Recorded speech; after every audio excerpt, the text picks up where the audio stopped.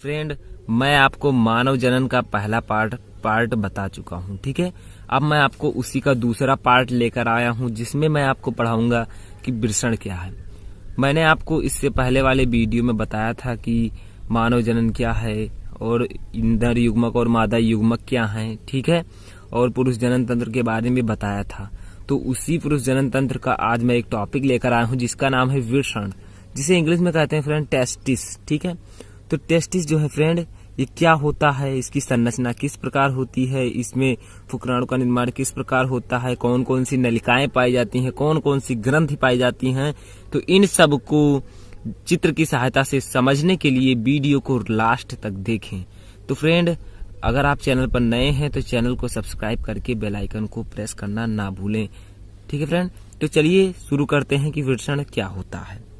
तो वृषण जो होता है फ्रेंड, सबसे पहले जानना जरूरी है कि ये कितना पाया जाता है शरीर में एक पुरुष के। ठीक है, तो पुरुष में वृषण एक जोड़ा पाया जाता है, यानी कि जो टेस्टिस होता है पुरुष में वो एक जोड़ा पाया जाता है। एक जोड़ा का मतलब दो।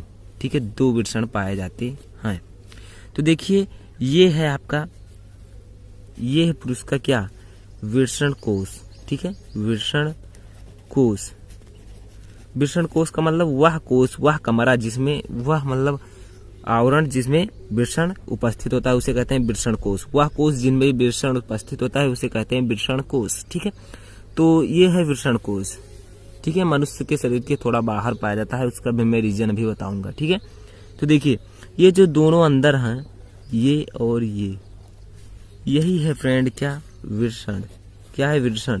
ठीक है, अब इसी वृषण के अंदर कुछ नलिकाएं अभी पाई जाएंगी, मैं आपको आगे बताऊंगा, पहले इसे थोड़ा सा समझ लीजिए। तो इसी के अंदर नलिकाएं पाई जाती हैं, उन नलिका के अंदर कई प्रकार की कोशिका पाई जाती है, जिससे किसका निर्माण होता है, शुक्राणु का निर्माण होता है। शुक्राणु क्या है, मनुष्य का नर युग्मक, यानी कि पुरुष का नर युग्मक है। ठीक है, तो पहले इसको समझिए कि वृषण जो होता है ये एक जोड़ा पाया जाता है पुरुष में, और जिस आवरण से वह ढका होता है उसे क्या कहते हैं, वृषण कोश। ठीक है, तो इतना आई होप कि आपको समझ में आ गया होगा। अब फ्रेंड, इसमें एक क्वेश्चन उठता है, मैंने क्वेश्चन पहले ही ले आया हूँ, तो इससे आपको कोई दिक्कत नहीं होगी, क्योंकि क्वेश्चन भी जानना जरूरी है। उसके बाद मैं आपको वृषण की पूरी संरचना और पूरी जानकारी के बारे में विस्तार से बताऊंगा। तो देखिए फ्रेंड, इसका क्वेश्चन मेरा क्या है कि वृषण कोश जो होता है वो पुरुष के शरीर के बाहर क्यों स्थित होता है। जो वृषण कोश होता है वो शरीर के बाहर क्यों स्थित होता है, ये क्वेश्चन आपके एनसीईआरटी बुक में भी है, आप देख सकते हैं। ठीक है फ्रेंड, पेज नंबर आप 46 पर देख सकते हैं इस क्वेश्चन को, या 45 पर देख सकते हैं। ठीक है फ्रेंड, तो देखिए, वृषण कोश शरीर के बाहर क्यों स्थित होता है, तो इसका सिंपल सा रीजन है, उस रीजन को समझिए। तो वृषण कोश जो है वृषणों के तापमान, अब वृषण कोश जो है इसी के अंदर तो वृषण होते हैं, तो वृषण कोश जो है वृषणों के तापमान को शरीर के तापमान से 2 से 2.5 डिग्री सेल्सियस, ठीक है, कम रखने के लिए शरीर के बाहर होता है। अब क्या, सिंपली आप समझ गए होंगे कि वृषण कोश शरीर के बाहर इसलिए स्थित होता है कि तापमान जो है वृषण का वो शरीर के ताप से 2 से 2.5 डिग्री सेल्सियस कम रहे। क्यों, अब देखिए इसका कारण भी देखिए, क्योंकि ज्यादा तापमान होने से शुक्राणु नष्ट भी हो सकते हैं। जो शुक्राणु जनन की प्रक्रिया है, जिससे शुक्राणु का निर्माण होता है, मनुष्य में नर युग्मक का निर्माण होता है, उसको सुरक्षित रखने के लिए अगर ज्यादा ताप दे दिया जाएगा तो शुक्राणु के जो है ये नष्ट भी हो सकते हैं। ठीक है, तो इसीलिए वृषण कोश जो है शरीर के बाहर स्थित होता है। तो वृषण शरीर के बाहर क्यों स्थित होता है, आई होप कि आपको समझ में आ गया होगा। नहीं आ रहा है तो एक बार फिर से मतलब अच्छे से समझ लीजिए, और उसके बाद भी नहीं आ रहा है तो वीडियो को आप पास करके अच्छे से देख सकते हैं, स्क्रीनशॉट भी ले सकते हैं। ठीक है, अब देखिए फ्रेंड, इसमें एक टॉपिक और आता है कि वृषण की लंबाई कितनी होती है। ठीक है, तो इसकी लंबाई सिंपली जो होती है फ्रेंड 4 से 5 सेंटीमीटर होती है। कितनी, 4 to 5 सेंटीमीटर, 4 से 5 सेंटीमीटर। ठीक है, और जो वृषण की चौड़ाई होती है वो कितनी होती है, 2 से 3 सेंटीमीटर। ठीक है, तो ये था वृषण की लंबाई तथा वृषण की चौड़ाई कितनी होती है। तो ये भी आई होप कि आपको समझ में आ गया होगा। अब फ्रेंड, एक कंप्लीट जो है पुरुष के वृषण की संरचना अच्छे से देखिए। जो टेस्टिस होता है उसकी एक कंप्लीट संरचना देखिए कि उसके अंदर क्या क्या पाया जाता है। तो एक फिगर देखिए फ्रेंड, यहाँ पर नीचे आप ये देखिए, ये मैंने एक फिगर बना रखा है, इसी के अकॉर्डिंग मैं आपको बताऊंगा। ठीक है, तो देखिए फ्रेंड, सबसे पहले ये है एक वृषण। एक वृषण की संरचना मैंने बना रखी है, तो यहाँ पर आप वृषण सीधा सीधा लिख सकते हैं। ठीक है, अब देखिए फ्रेंड, ये जो है, ये जो 4 आपको दिख रहे हैं, ये 4 ही नहीं होते हैं फ्रेंड, ये 2.5 से होते हैं एक वृषण में। एक वृषण में कितने होते हैं? 2.5 से। और इनका नाम क्या है फ्रेंड? इनका नाम आप देख लीजिए। जो इनका नाम है फ्रेंड वो है वृषण पालिका। ठीक है, वृषण पालिका, तो इसे कहते हैं वृषण पालिका या वृषण पिंडक। ठीक है, तो वृषण पालिका जो होते हैं, एक टेस्टिस में, एक वृषण में कितने होते हैं? 2.5 से होते हैं। तो यहाँ पर आप नोट पॉइंट लिख सकते हैं कि एक वृषण में 2.5 से वृषण पालिका होती है। ठीक है, ये आपका नोट पॉइंट है फ्रेंड। आपको मैं एनसीईआरटी बुक से स्टेप बाय स्टेप पढ़ा रहा हूं। तो एक वृषण में जो है 2.5 से वृषण पालिकाएं होती हैं।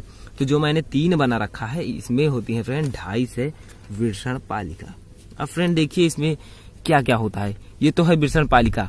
अब सबसे पहले कोई पूछे कि जो है शुक्राणु का निर्माण कहाँ होता है, तो आप कह सकते हैं कि वृषण में। वृषण में कहाँ होता है, तो अब आप कहेंगे कि वृषण पालिका में, इसी वृषण पालिका के अंदर होता है। अब इसके अंदर भी फ्रेंड क्या पाई जाती है? नलिकाएं पाई जाती हैं। क्या? नलिकाएं। 2 से 3 नलिकाएं पाई जाती हैं एक वृषण में। ये देखिए मैं यहाँ पर बना देता हूँ थोड़ा सा। ये है एक वृषण। ठीक है, इसके अंदर जो है फ्रेंड 2 से 3 नलिकाएं पाई जाएंगी। एक नहीं, 2 से 3 नलिका। ठीक है, अब इन्हीं नलिकाओं के अंदर निर्माण होता है किसका? शुक्राणु का। ठीक है, तो देखिए अभी कैसे, ये जो मान, ये है आपका, ये है पुरुष का क्या? वृषण। और वृषण के अंदर क्या है? वृषण पालिकाएं। ये कितनी होती हैं? ये 2.5 से होती हैं एक वृषण में। ठीक है, कितनी? 250, यानी कि 250। ठीक है, अब इसके अंदर शुक्र जनन नलिका पाई जाती है। ये नलिकाएं जो पाई जाती हैं 3, इन तीनों नलिकाओं को कहते हैं फ्रेंड शुक्र जनन नलिका। ठीक है, शुक्र जनन नलिका। ठीक है, ये जो फ्रेंड नलिकाएं हैं इसके अंदर पाई जाती हैं एक वृषण के, ओ फ्रेंड वृषण पालिका के अंदर जो नलिकाएं पाई जाती हैं, इन नलिकाओं को कहते हैं क्या? वृषण पालिका। ठीक है, शुक्र जनन नलिका, सॉरी फ्रेंड, शुक्र जनन नलिका कहते हैं। अब इन्हीं शुक्र जनन नलिकाओं के अंदर निर्माण होता है किसका? फ्रेंड शुक्राणुओं का। तो मैं अभी आपको आगे बताऊंगा। तो यहाँ पर आप एक नोटेड पॉइंट और भी लिख सकते हैं कि एक वृषण पालिका के अंदर 2 से 3 शुक्र जनन नलिका होती है। ठीक है, तो एक वृषण पालिका के अंदर कितनी नलिकाएं होती है फ्रेंड? 2 से 3 शुक्र जनन नलिकाएं। अब फ्रेंड इन्हीं शुक्र जनन नलिकाओं के अंदर जो है, यहाँ पर लिखिए कि शुक्र जनन नलिका के अंदर क्या, किसका निर्माण होगा? कौन सी प्रक्रिया होगी? शुक्राणु जनन। ठीक है, और शुक्राणु जनन की प्रक्रिया के द्वारा किसका निर्माण होगा? शुक्राणुओं का। ठीक है, मैंने आपको बता रखा है कि जो जिसके पीछे जनन लग जाए उसे क्या कहते हैं? इसका मतलब उसका निर्माण हो रहा है। जैसे शुक्राणु जनन, तो इसका निर्माण होगा शुक्राणु जनन, तो शुक्राणुओं का निर्माण होगा। ठीक है, तो सबसे पहले यहाँ पर फ्रेंड सिंपली समझ लीजिए कि शुक्राणुओं का निर्माण कहाँ होता है? वृषण में। वृषण में कहाँ? वृषण पालिका में। वृषण पालिका में भी कहाँ फ्रेंड? शुक्र जनन नलिकाओं में। अब आगे देखिए फ्रेंड कि शुक्र जनन नलिकाओं में कौन कौन से कोशिकाएं पाई जाती हैं जो इनका निर्माण करती हैं किसका? शुक्राणुओं का। तो देखिए फ्रेंड आगे। अब फ्रेंड जैसा कि मैंने आपको बताया कि शुक्र जो वृषण पालिकाएं होती हैं उनमें शुक्र जनन नलिका पाई जाती है, तो मैंने ये एक शुक्र जनन नलिका का चित्र बनाया है। क्या? शुक्र जनन नलिका। थोड़ा सा बड़ा लग रहा होगा, लेकिन फ्रेंड इसको जब तक थोड़ा सा बड़ा करके नहीं देखेंगे तब तक अच्छे से समझ में नहीं आएगा। तो फ्रेंड शुक्र जनन नलिका जो होती है, अब इसमें कैसे शुक्राणुओं का निर्माण होता है, तो फ्रेंड देखिए मैं आपको शुक्राणु जनन की प्रक्रिया का एक दूसरा वीडियो बनाऊंगा, लेकिन इसमें मैं आपको समझा देता हूँ कि शुक्राणु जनन नलिकाओं का भीतरी भाग 2 प्रकार की कोशिकाओं से स्तरित होता है। अब फ्रेंड जो इनका भीतरी भाग है, यानी कि ये जो शुक्राणु जनन का जो भीतरी भाग है, ये 2 प्रकार की कोशिकाओं से स्तरित होता है। ठीक है, कितनी कोशिकाओं से फ्रेंड? 2 प्रकार की कोशिकाओं से स्तरित होता है। ये देखिए मैंने 2 कलर की कोशिकाएं बना दी। ठीक है, अब ये कोशिकाएं कौन कौन सी हैं फ्रेंड? तो शुक्र जनन नलिका का भीतरी भाग 2 प्रकार की कोशिकाओं से स्तरित होता है। मैंने एक नलिका का चित्र बनाया। इस नलिका में 2 कोशिकाएं ली, एक ये ग्रीन कलर की, एक ये ब्लू कलर की। पर आपको बोर्ड एग्जाम में ऐसा नहीं करना है, करना यही प्रोसेस है, लेकिन ये कलर जो मैं यूज कर रहा हूँ, इस कलर को आपको नहीं यूज करना है आपको। और आप बायोलॉजी में फ्रेंड कलर को यूज कर सकते हैं, आप कर सकते हैं, ठीक है फ्रेंड। सॉरी, मैंने कहा था नहीं करना है, तो आप कर सकते हैं। तो देखिए, शुक्रजनन नलिका का भीतरी भाग 2 प्रकार की कोशिकाओं से आस्तरित होता है। कौन कौन सी फ्रेंड? फर्स्ट है नर जर्म कोशिकाएं और दूसरा है सर्टोली कोशिका। तो आप इस जो ग्रीन कलर है इसको मैं लिख रहा हूं क्या? नर जर्म कोशिका, ठीक है फ्रेंड। ये है नर जर्म कोशिका, इसे कहते हैं नर जर्म कोशिका। सॉरी फ्रेंड, थोड़ा सा इसको और अच्छा लिख देते हैं। तो ये फ्रेंड नर जर्म कोशिका। और ये जो मैंने किस कलर का रखा है, ये जो ब्लू कलर का है, इसे आप क्या कहेंगे? सर्टोली कोशिका। क्या? सर्टोली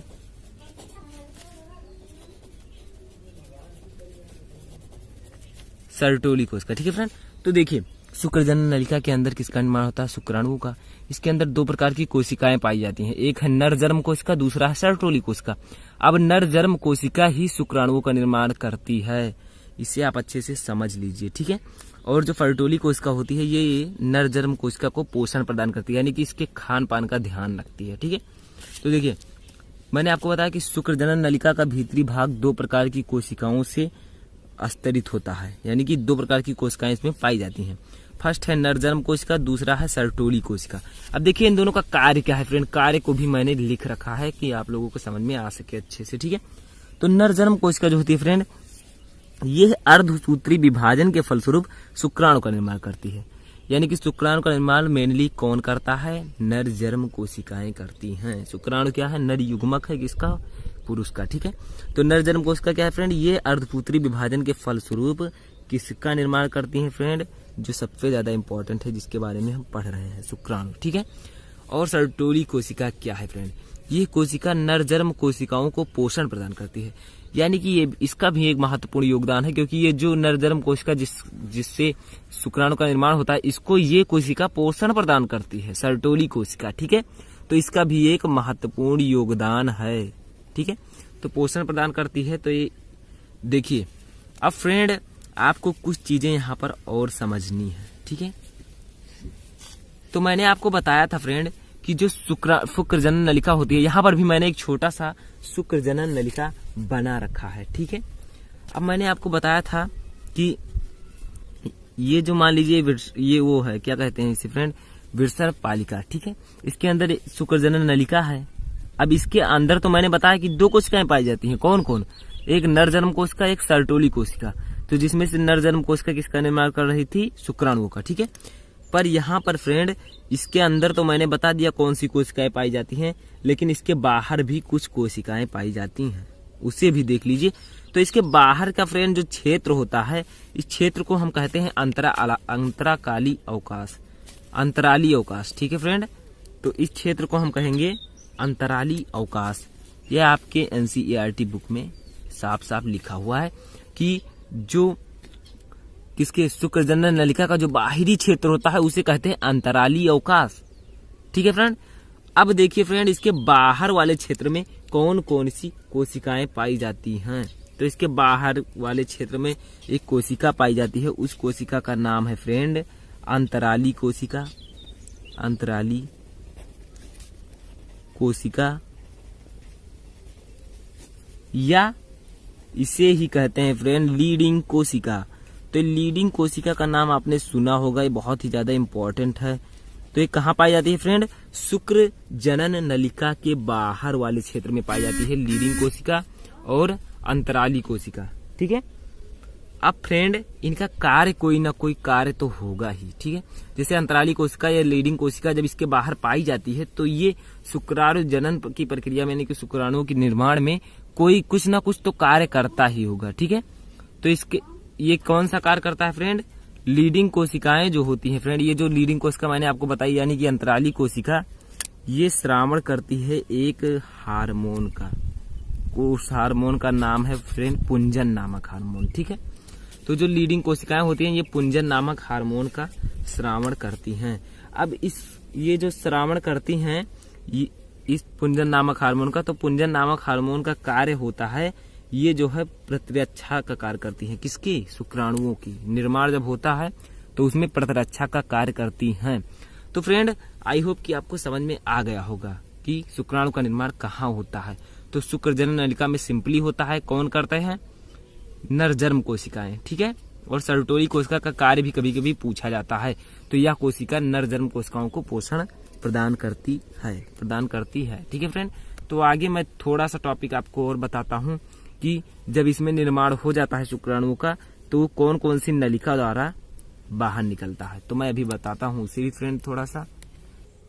तो फ्रेंड, मैंने आपको बताया था कि सहायक नलिकाएं हमारे मतलब पुरुष जनन तंत्र में पाई जाती हैं। कौन कौन सी? सहायक नलिका और सहायक ग्रंथि। ये मैंने आपको बताया था कि द्वितीयक लैंगिक अंग में ये सब पाई जाती हैं, ठीक है। तो सहायक नलिका कौन कौन सी पाई जाती है? सहायक नलिका, तो देखिए फ्रेंड, ये मैंने एक वृषण का चित्र बनाया है, ठीक है। इसे कहते हैं वृषण, ठीक है। अब देखिए फ्रेंड, इसके अंदर शुक्रजनन नलिका है, इसके अंदर शुक्राणुओं का निर्माण मैंने करा दिया है, ठीक है। यहाँ पर देखिए जो ब्लू कलर से दिख रहा है। अब मैं आपको बताऊंगा कि ये कैसे बाहर निकलते हैं, ठीक है। कौन कौन सी नलिकाएं इसमें सहायक होती हैं। तो देखिए फ्रेंड, इसमें जो नलिकाएं सहायक होती हैं उसको ध्यान से देखिए। थोड़ा सा प्रोसेस आपको हार्ड लगेगा लेकिन बहुत ही इजी है, ठीक है। तो देखिए फ्रेंड, ये है एक वृषण। अब मैंने आपको बताया कि वृषण में किसका निर्माण होता है। वृषण के अंदर क्या पाई जाती है? वृषण जालिका। कितनी पाई जाती है? 2.5 उसके अंदर क्या पाया जाता है? शुक्रजनन नलिका। कितनी पाई जाती है? 2 से 3। अब शुक्राणुओं का निर्माण कहाँ होता है? उसी जो है नलिका में होता है। कौन सी नलिका? शुक्रजनन नलिका में ही शुक्राणुओं का निर्माण होता है। और कौन करती हैं? उसी के अंदर, उसी के स्तर में 2 कोशिकाएं पाई जाती हैं, नरजन्म कोशिका और सर्टोली कोशिका।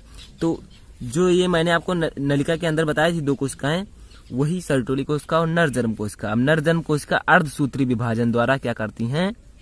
अर्धसूत्री विभाजन कोशिका विभाजन है, ठीक है। तो अर्धसूत्री विभाजन द्वारा निर्माण करती हैं शुक्राणुओं का। और जो सर्टोली कोशिका होती है वो क्या करती है? नरजन्म कोशिका को पोषण प्रदान करती है। अब देखिए फ्रेंड, यहाँ पर मैंने आपको पूरी प्रक्रिया बता दी है। यहाँ पर शुक्राणुओं का निर्माण हो चुका है। अब इसको जाना है बाहर, ठीक है। अब बाहर जाना है तो इसे क्या क्या, कौन कौन से रास्ते से जाना होगा, कितने टेढ़े मेढ़े रास्तों से इसे निकलना होगा, ठीक है। कितने, अब मैं आपको यही बताऊंगा, ठीक है। तो देखिए फ्रेंड, यहाँ पर मैंने, ये है शुक्राणु के कुछ कण, यानी कि शुक्राणु है। क्या है? शुक्राणु। अब इसे निकलना है भाई बाहर, तो कुछ नलिकाएं इसमें सहायक होगी, क्योंकि अगर आपको पानी कहीं ले जाना है तो या तो पाइप लगाना पड़ेगा या फिर कुछ ना कुछ तो करना ही पड़ेगा, ठीक है। तो इसी में ये जो अगर वृषण से यानी कि शुक्रजनन नलिका से अगर शुक्राणु को ले जाना है तो कुछ नलिकाओं की आवश्यकता होगी। तो देखिए फ्रेंड, इसे ऐसे ही एक साइज से यानी कि स्टेप बाय स्टेप समझिए। तो जब निर्माण होता है अंदर शुक्राणु का, तो ये सबसे पहले जो गुजरती है वो गुजरती है रीड टेस्टिस से, ठीक है। रीड टेस्टिस को हिंदी में क्या कहते हैं फ्रेंड? तो इसे कहते हैं वृषण जालिकाएं, यानी कि सबसे पहले ये यहाँ से गुजरेंगी, ठीक है। अब यहाँ से रीड टेस्टिस से सबसे पहली नलिका है, जब ये बनकर आएंगी तो सबसे पहले रीड टेस्टिस से गुजरेंगी। अब रीड टेस्टिस से होकर फ्रेंड ये शुक्रवाहिका नामक नली से गुजरेंगी। मैंने कलर में बनाया है ताकि आपके समझ में आ सके, ठीक है। तो सबसे पहले रीड टेस्टिस, फिर शुक्रवाहिका, फिर ये गुजरेंगी एक टेढ़े मेढ़े रास्ते से अति कुंडलित जो है वो क्या है? अधिवृषण। अधिवृषण से गुजरेंगी, जिसे इंग्लिश में कहते हैं एपिडिडाइमिस, ठीक है। तो ये इससे गुजरेंगी। अब यहाँ से फ्रेंड ये जाएंगी शुक्रवाहिनी में। अब शुक्रवाहिनी के जरिए, शुक्रवाहिनी का मतलब वह वाहिनी, वह नली जिसके द्वारा शुक्राणु निकलता है उसे शुक्रवाहिनी कहते हैं, ठीक है। अब ये शुक्रवाहिनी से बाहर निकल जाएंगी, ठीक है फ्रेंड। तो ये जो है ये आपके समझ में आ चुका होगा। तो सबसे पहले फ्रेंड एक मैं स्टेप लिख देता हूं यहाँ पर, क्या होता है, इसका क्रम क्या होता है। तो सबसे पहले मैंने बताया कि ये रीड टेस्टिस में जाती हैं, ये एक नली है, ठीक है। उसके बाद फ्रेंड ये जाएंगी कहाँ? यहाँ से नहीं, सबसे पहले रीड टेस्टिस, तो ये चिन्ह इधर को बनाइए, ठीक है। अब ये जाएंगी शुक्रवाहिका, फिर से कहाँ जाएंगी? अधिवृषण, फिर ये कहाँ जाएंगी फ्रेंड? शुक्रवाहिनी, और शुक्रवाहिनी के जरिए ये कहाँ चली जाएंगी? बाहर। तो देखिए फ्रेंड, ये है निर्मित शुक्राणु के बाहर निकलने का क्रम। इसमें नलिकाएं जो सहायक होती हैं फ्रेंड, सबसे पहले रीड टेस्टिस बनने के बाद, उसके बाद शुक्रवाहिका, उसके बाद अधिवृषण, उसके बाद शुक्रवाहिनी। अब फ्रेंड, मैंने आपको द्वितीयक लैंगिक अंग में सहायक ग्रंथियां भी बताई थी, तो थोड़ा सा आप सहायक ग्रंथियां के बारे में भी समझ लीजिए। तो सबसे पहली जो ग्रंथि मैंने बताई थी फ्रेंड, वो थे शुक्राशय। शुक्राशय, तो शुक्राशय का कार्य क्या है फ्रेंड? एक ग्रंथि है, ये है एक तरल पदार्थ स्रावित करता है। ठीक है, एक तरल पदार्थ स्रावित करता है। उस तरल पदार्थ का कार्य क्या है, यानी कि वो तरल पदार्थ कैसे उपयोगी है एक पुरुष के लिए? तो वो जो है फ्रेंड, लगभग वीर्य का अधिकांश भाग बनाता है। वीर्य का अधिकांश भाग, मतलब शुक्राशय एक सहायक ग्रंथि है जो एक तरल का श्रावण करती है, और वो तरल जो है फ्रेंड, वो वीर्य का अधिकांश भाग बनाता है। अधिकांश भाग, ठीक है फ्रेंड। तो ये इतना आप समझ लीजिए कि शुक्राशय जो है एक तरल का श्रावण करता है। तरल का मतलब एक द्रव का, ठीक है, जो वीर्य का अधिकांश भाग बनाता है। ये तो आपके समझ में आ गया होगा। अब प्रोस्टेट ग्रंथि, प्रोस्टेट ग्रंथि मैंने आपको दूसरे बताई थी, तो इसको भी थोड़ा सा समझ लीजिए। प्रोस्टेट ग्रंथि ये क्या करती है फ्रेंड? इसका कार्य है, ये एक दुधिया क्षारीय पदार्थ, ठीक है, क्षारीय पदार्थ का श्रावण करता है। ठीक है, प्रोस्टेट ग्रंथि जो है फ्रेंड, ये पाई जाती है पुरुषों में, और ये जो है फ्रेंड, इसका कार्य है दुधिया क्षारीय पदार्थ का श्रावण करना। ठीक है, तो ये इसका कार्य हो गया। अब फ्रेंड, इस क्षारीय पदार्थ का कार्य क्या है? ये जो क्षारीय पदार्थ का श्रावण करती है, तो ये क्षारीय पदार्थ का कार्य क्या है? इस क्षारीय पदार्थ, ये क्षारीय पदार्थ जो है फ्रेंड, इसको समझिए, ये है मूत्र मार्ग की अम्लीयता, यानी कि अगर मूत्र मार्ग में कोई अम्लीय पदार्थ या अम्लीयता है उसके अंदर, तो उसे निष्प्रभावी कर देता है। ठीक है, निष्प्रभावी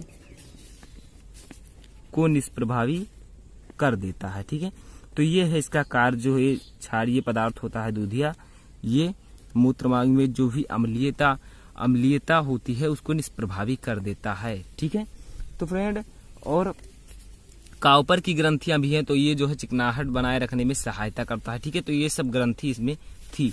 ठीक है, तो सहायक ग्रंथि में शुक्राशय था, जो कि तरल पदार्थ का श्रावण करता है, जो वीर्य का अधिकांश भाग बनाता है। दूसरा था प्रोस्टेट ग्रंथि, ये दूधिया क्षारीय पदार्थ का श्रावण करता है, ये क्षारीय पदार्थ मूत्र मार्ग की अम्लीयता को निष्प्रभावी कर देता है।